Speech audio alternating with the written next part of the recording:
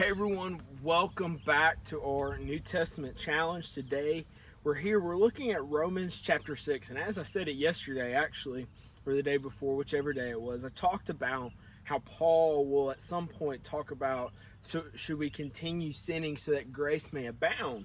And that's actually what we're going to talk and look at today. So let's look at verses 1 through 7. It says, what should we say then? Should we continue in sin so that grace may multiply? Absolutely not. How can we who died to sin still live in it? Or are you unaware that all of us who are baptized into Christ Jesus were baptized into his death? Therefore we were buried with him by baptism into death, in order that just as Christ was raised from the dead by glory of the Father, so we too may walk in a new way of life.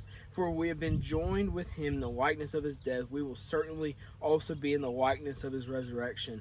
For we know that our old self was crucified with him, in order that sin's dominion over the body may be abolished, so we may no longer be enslaved to sin.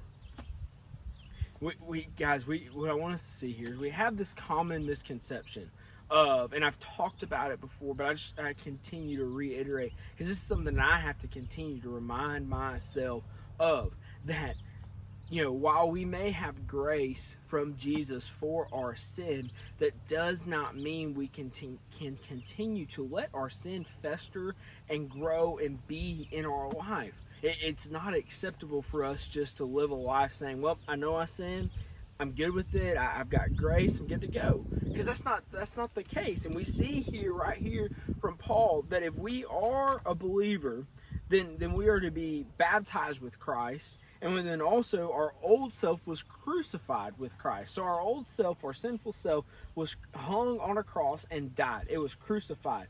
It is gone. It is no longer to be around.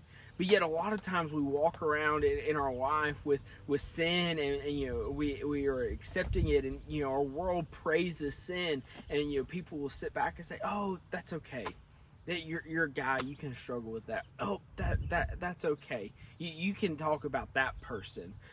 But that's not the case. And it's something that we'll never be able to fully do, of rid ourselves with our sin. But we are to continually be sanctified in life. We're to be continually getting rid of our sin and growing and looking more like Christ. Because our old self was crucified with him, and now we are a new self. So I challenge you today again, look at yourself, look at your life, look at your sin. Point it out and look at ways that you can crucify your sin and let it be gone, and for you to turn and be a new creation. Hope you have a great rest of your day.